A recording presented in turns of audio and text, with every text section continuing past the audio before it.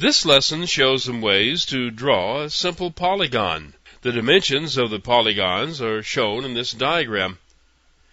A polygon is defined by points of inflection. That is, a polygon consists of a group of straight lines joining a set of points, and at the end of the last line, a connection is drawn back to the point at the beginning of the first line. Notice that some of the points in this polygon have negative values for x and y. That's because the polygon is drawn around the origin, the point 0, 0, which is its center. It's done this way because in the upcoming examples we're going to be moving it around the window, and it's easier to keep track of things in your mind if you know where it came from.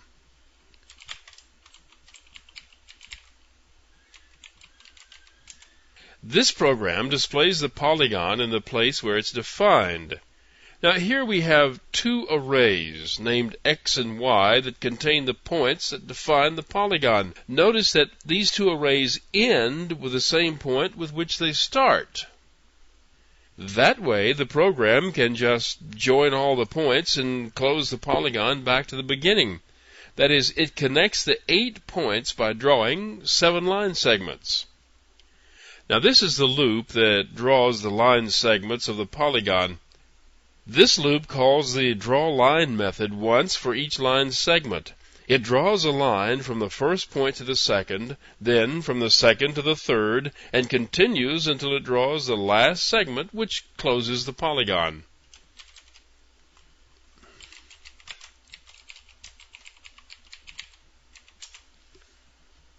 The center of the polygon is at the origin, so we can't see it all. But it's easy to move. All that's necessary is to add the same value to each of the coordinate positions. Now, here's a program that does that.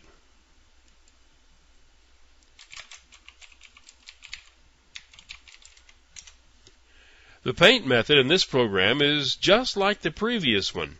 The only difference is that each point is translated by having a value of 20 added to it. This moves every point drawn 20 pixels to the right and 20 pixels down. The translation of the coordinates makes the entire figure visible, like this.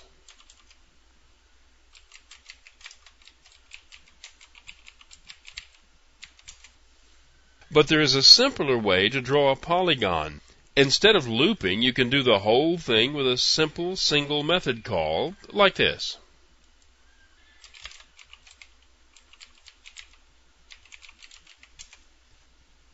Here the loop is gone and replaced with a call to draw a polygon.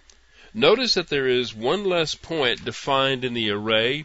The last point, the one that was drawing back to the beginning, is no longer included at the end of this array. That's because the draw polygon method draws the last segment automatically to close the figure.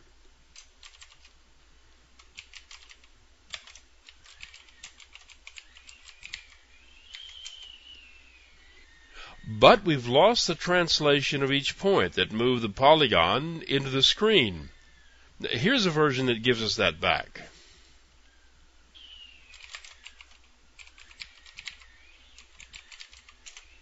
Now this sort of point translation is something that's built into the Graphics 2D class, so we will need to use the Graphics 2D object. This is the construction of an affine transform object. And this is a call to its set-to-translation method that instructs the affine transform object to add 20 to the x and y values of each point to be drawn. The affine transform is stored in the Graphics 2D object in much the same way that a color object is stored in there. This means that the transform will apply its rules to every pixel drawn in the window, whether it's a polygon or anything else.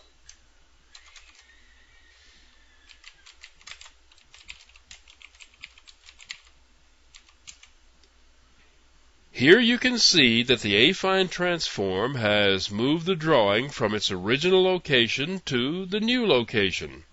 There is lots more that can be done with affine transform objects, and we're going to be looking into that in the next few lessons.